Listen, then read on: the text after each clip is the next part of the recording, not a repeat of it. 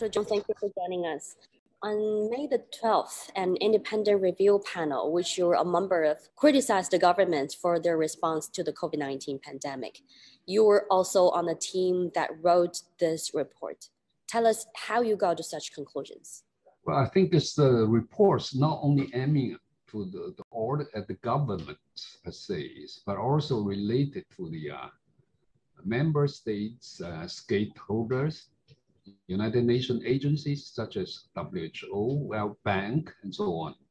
So I think the report has a comprehensive description in terms of what happened and what we've learned and what needs to change, recommending a fully effective preparedness and a response at hand when the next pandemic happens. So as a whole, I think the report is based on evidence of science, and it is objective, impartial, focusing on the future actions.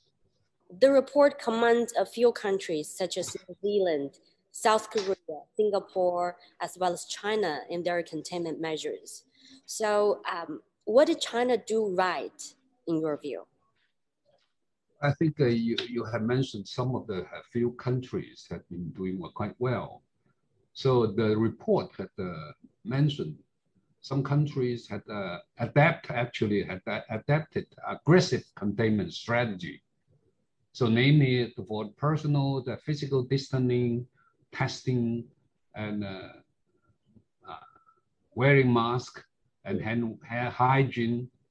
For the public, testing, surveillance, contact tracing, and quarantine, isolation, and effective communication with transparency, which is down to the community level.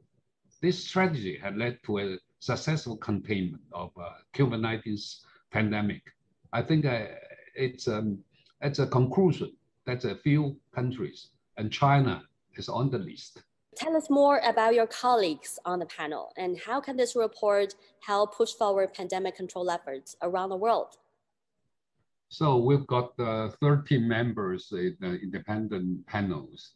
I think those experts have different experience and practical and theoretical in terms of administration and hygiene and public health and some infectious disease like the Ebola and HIV. All the experts, I have learned a lot from them, and they have contributed a lot to the report.